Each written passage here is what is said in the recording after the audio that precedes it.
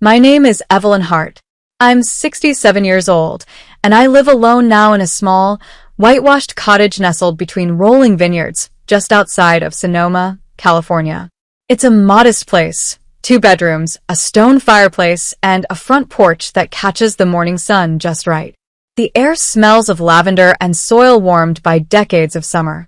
Some days, I sit in the rocking chair out front and wonder how my life, once a flurry of family dinners and school drop-offs, turned into something so still. I didn't grow up with much. My parents were school teachers in rural Idaho, and what we lacked in material things, we made up for with a kind of quiet dignity. I married young, 22, just out of college, with nothing but a thrifted wedding dress, a borrowed veil, and a heart swollen with love. My late husband, Daniel, was a man of few words and steady hands. A contractor by trade, he built our first home with his own 2 hands, pine floors, hand-carved banisters, and a little brass bell by the front door that he insisted on installing just to hear me ring it when I came home from errands. We had 1 son, Nathaniel, or Nate, as he preferred to be called by the time he hit high school.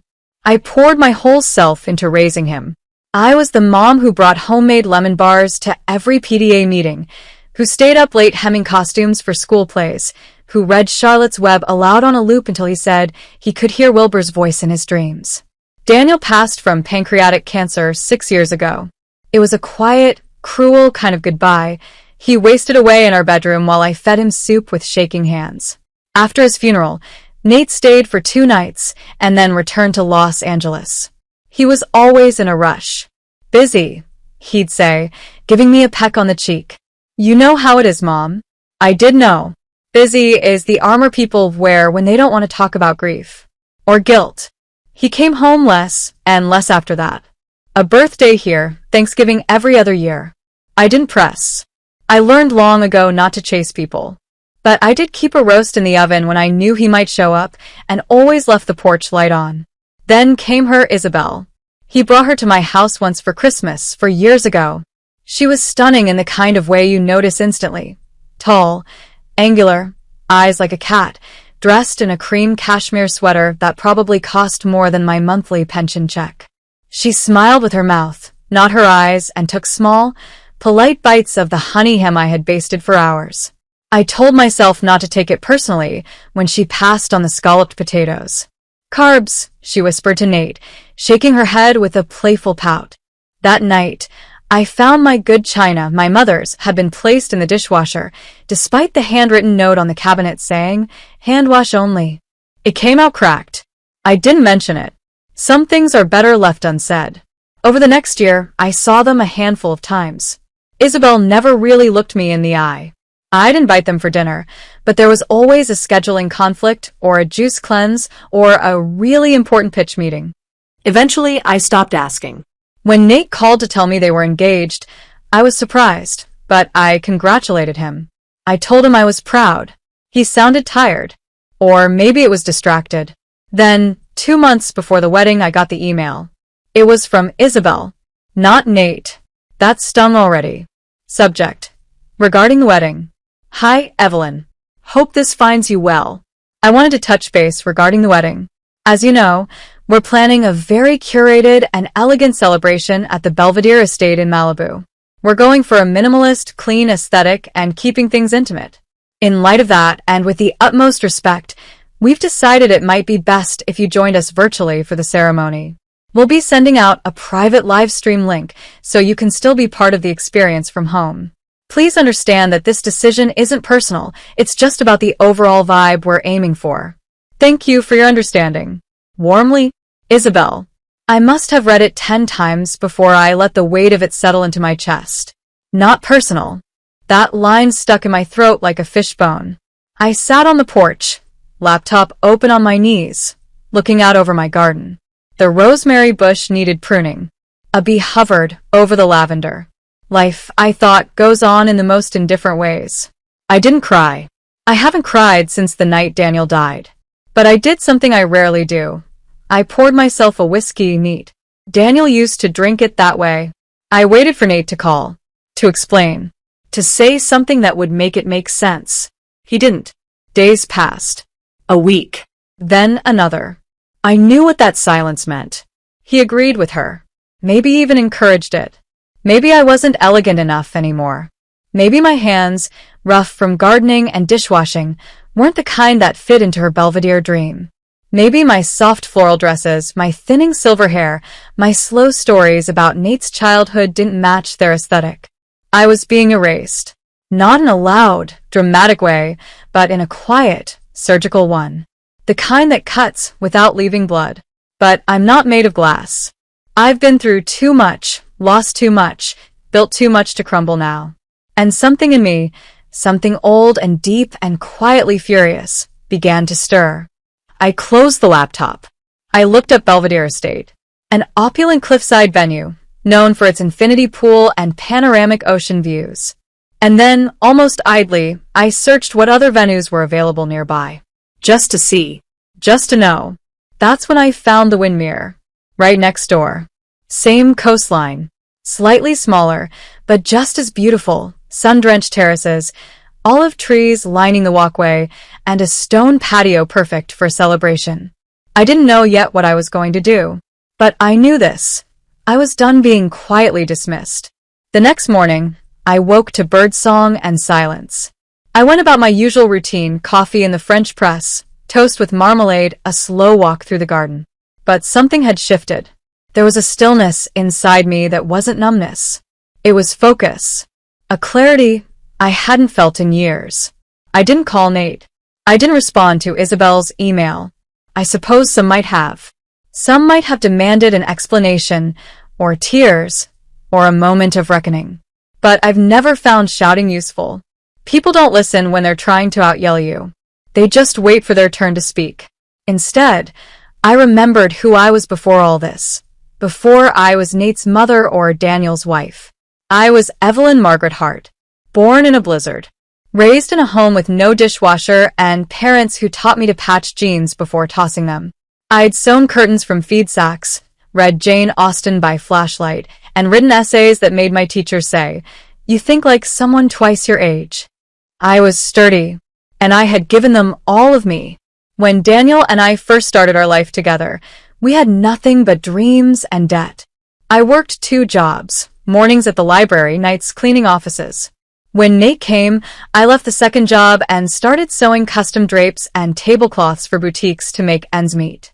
Every cent I earned, I put into that boy's future. Private school, piano lessons, science camp. I packed his lunch every single day through high school. No one ever thanked me for the crusts cut off or the little notes inside, but that's motherhood. You give. You do. You disappear into the doing. But lately, it felt like I had disappeared completely. And now, they didn't want me at their wedding because I didn't fit the aesthetic. There's a certain ache that only mothers know. It's not the heartbreak of romance or the sorrow of loss. It's quieter than that. It's the ache of watching the person you raised, fed, cleaned, prayed over, look at you like a relic. I let myself feel it, not with tears, but with memory. I went into the attic that night and opened a box I hadn't touched in years. Inside were his baby shoes, his first tooth in a tiny velvet pouch, and a crumpled drawing that read, "To Mommy, my hero." I sat there on the floor, surrounded by dust and love, and let my breath settle. I thought about the boy who used to run through the house in his Batman cape, who'd cry if I left the room too long. The boy who once whispered, "Promise you'll always be my best friend, Mommy." Somewhere along the way, he had unpromised me. Still, I didn't reach out. I didn't try to win him back. You can't negotiate dignity. Either it's given, or it's reclaimed. And I intended to reclaim mine. That night, I opened my laptop again. The Windmere venue had 1 weekend left in June, exactly the same as their wedding. The manager, a young woman named Alicia, answered my inquiry immediately. "It's a beautiful space," she said.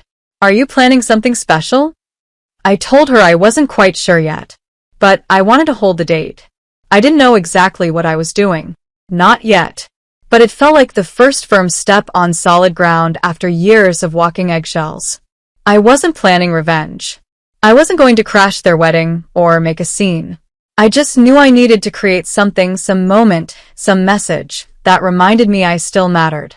that I still had grace and presence and voice. Over the next week, I made my lists. Not guest lists, not benders. Just words. Words like presence, a legacy, self-worth, quiet thunder. And then one word that stayed with me longer than the others. Belonging. Not to them. Not anymore. But to myself. I visited the windmere alone. Alicia greeted me with a warm smile and a clipboard.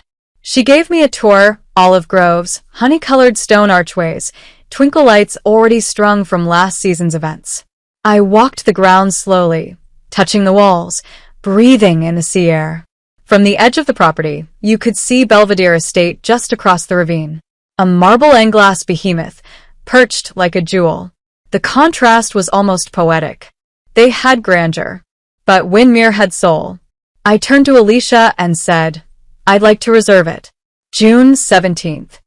She smiled, assuming I was planning a party. "Can I ask the occasion?" she said gently. I paused, then answered, "It's for me. Just me." Her eyes softened. That's the best kind of celebration. I went home and started writing letters. Not emails. Not texts. Handwritten notes, sealed with wax and stamped with the old brass H seal I found in Daniel's drawer years ago. I invited 6 women. Not relatives. Not people who owed me anything. Women who had seen me, really seen me, across different seasons of life. Gloria, my neighbor who brought soup when Daniel passed. May, my old sewing client who always said, "You stitch light into fabric." Lorraine, the retired teacher I volunteered with at the library. 3 others like them. All women who understood quiet strength and how rare it is. Each letter began the same way. "You once showed me kindness in a moment when I needed it and didn't ask. I'd like to share something with you, if you're free on June 17th. I didn't say what the occasion was. I didn't need to. I bought myself a dress. Not to impress. Not to meet someone's definition of elegance. But because I wanted to feel good in my own skin. I found it at a vintage boutique in Santa Rosa. It was navy blue linen with long sleeves and tiny embroidered flowers along the hem. It reminded me of something I might have worn when I was young but wiser. I also booked a cellist. Just one. She played at Daniel's funeral and knew how to make the air sing. And then I waited. In the meantime, the invitations for Nate's wedding arrived. Embossed, formal, addressed to Evelyn Hart with a note. "You'll receive the live stream link closer to the date." I placed it on my fireplace mantel and said nothing. The ache was still there. Of course it was. You don't stop loving your child. But love, when unreciprocated, must evolve. It either hardens or it finds new soil. Mine was already rooting in new ground. I began planning not a party, but a declaration. Something quiet, gentle, but unmistakable. Something that would say, "I am still here. And I remember who I am." And if they happen to hear the music from next door on their wedding day, well, let the wind carry what it may. The morning of June 17th arrived quiet and cool, the fog still clinging to the edges of the hills. I woke before dawn, not out of nerves, but something else, something like reverence. I stood by the kitchen window, holding a cup of tea close to my chest, watching the early light melt over the vineyard. This was the day my son would marry a woman who believed I wasn't elegant enough to be in their photos. And this was the day I would remind myself, and perhaps remind them, what elegance truly is. I took my time dressing. The linen dress slipped over my frame like a sigh. I pinned my silver hair up in a loose knot, just the way Daniel liked. I wore no makeup except a small swipe of rose balm on my lips. I wasn't trying to be seen. I was trying to see myself. My 6 guests arrived slowly, each with arms open and eyes curious. Gloria brought a bouquet of lavender from her garden. May hugged me tightly, whispering, "You've got something planned, don't you?" Lorraine just looked around and said, "This place feels like peace." We began with a light brunch on the terrace. Fresh scones. Fruit. Coffee served in real china, not paper cups. I played a playlist of cello and piano, soft enough to let the ocean speak between songs. No speeches. No toasts. Just women, sitting in morning sun, letting the hours unfold. And then, around 2 o'clock, the air shifted. From across the ravine, we heard music. Loud, swelling, rehearsed. The ceremony had started. I could almost imagine the string quartet, the guests seated in rows like good soldiers, Isabel walking down the aisle in her designer gown. I didn't move. Instead, I stood and walked slowly to the edge of the Windmere Terrace, where the stone wall framed the view of the Belvedere estate. My guests followed, their voices quieting to breath. Then, as planned, the cellist began to play. Her bow glided gently across the strings. It wasn't a dramatic song, just something haunting, something true, something that felt like memory. The notes floated across the ravine, soft, unexpected, uninvited. Gloria reached for my hand. May whispered, "They'll hear it." That wasn't the point, but it was enough. After the music, I spoke, not to them, not to the people across the way, but to the 6 women before me. I was told I didn't belong, I said quietly, that I didn't fit the image. And for a moment I believed them. But I've realized I don't need a seat at a table where I'm unwelcome. I'd rather build my own table, wooden, hand-carved, imperfect, and invite those who see me. They nodded, their eyes full but dry. And so, today, I continued, is not a wedding. It's a return. To myself. To grace. To quiet power. Then I opened a small wooden box. Inside were folded letters, each handwritten, one for every woman present.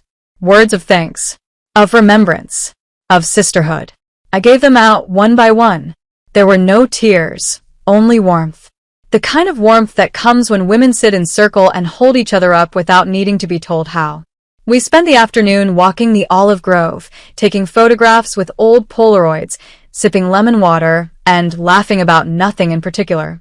At one point, I took off my shoes and walked barefoot through the warm grass, my dress catching the breeze like wings. I was free. At sunset, just as the wedding next door must have been winding down, a car pulled up outside Windmere. It was Nate. He stepped out, still in his tuxedo. No jacket, tie loosened, eyes scanning until he saw me.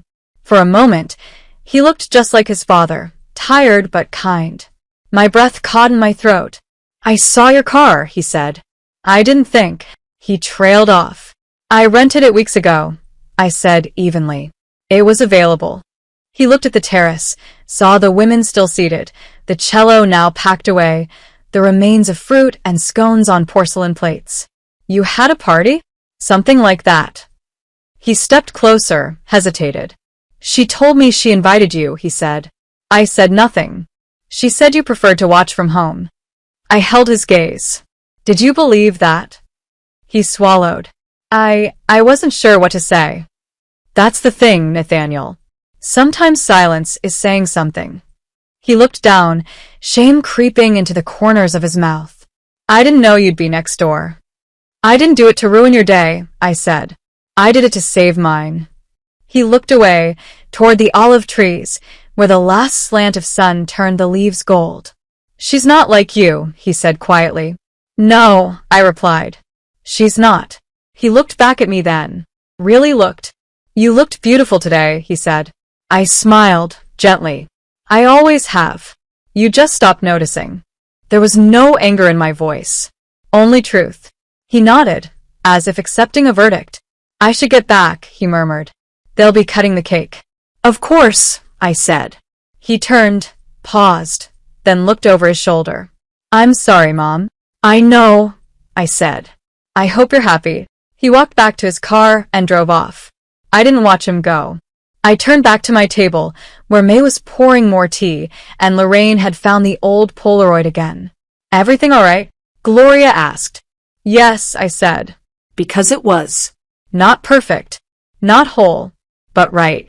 That night, as the stars came out, I sat on the stone bench overlooking the sea, wrapped in a shawl May had brought me from Peru years ago. The women had all gone home. The dishes were cleared. The cello was silent. And yet, I felt music everywhere. This was not revenge. It was return. This was not bitterness. It was balance. This was not about my son or his wife or what they thought I lacked. This was about what I still held. 3 months have passed since the day of the 2 ceremonies, one across the ravine, bound in vows and expectation, the other, here at Windermere, spun from silence and reclamation. I haven't spoken to Isabel since. That doesn't grieve me the way it might have once. I've accepted that she and I speak different languages, stitched from different values. Her kind of elegance is branded and borrowed. Mine is quiet, earned, and entirely my own. Nate and I have spoken a few times. Carefully, politely. He stopped by once, dropped off a photo from the wedding in a plain envelope. No note, just an image of the 2 of them kissing under a silk-draped arch. I didn't frame it, but I didn't throw it away either.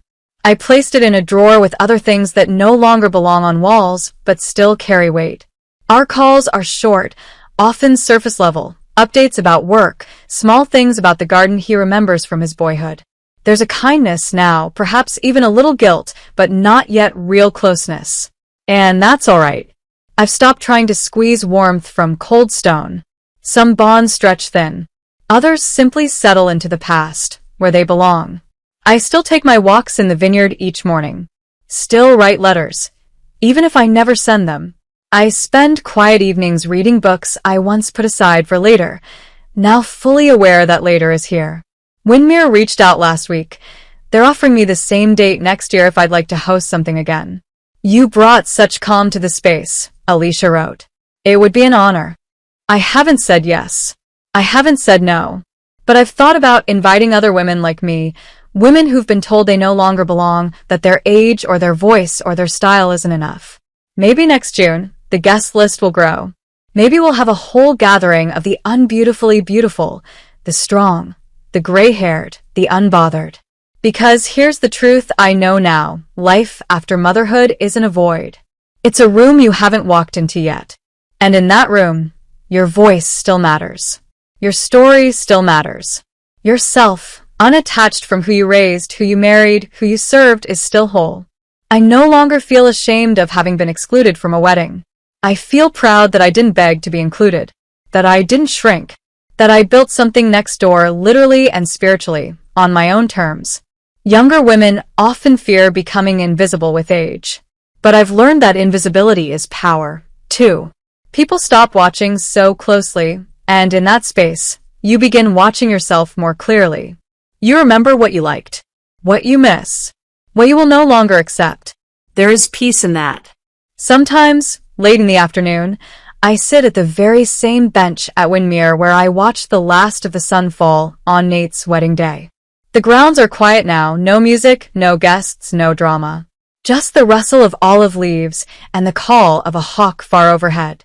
I close my eyes and let the warmth reach my skin, and I think about my younger self. The girl who was always good, always quiet, always useful. I think she'd be proud of the woman I've become. Not angry, not bitter, but clear, grounded, Free. And for those of you listening to this story from your own kitchen or garden, or maybe alone with your tea in the still of the morning, I want you to know something. You are not forgotten. You are not too old, too plain, too past your prime.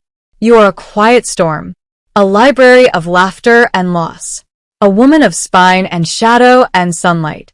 Don't wait to be invited where you're unwanted. Don't ask for a seat at a table that erases you. Build your own. Even if it's smaller, even if it's quieter, build it anyway. Someone, somewhere, is waiting to pull up a chair beside you. And if this story resonated with you, please share where you're watching from. And don't forget to like, comment, and subscribe for more stories like this. You are more than enough. Always have been. Always will be.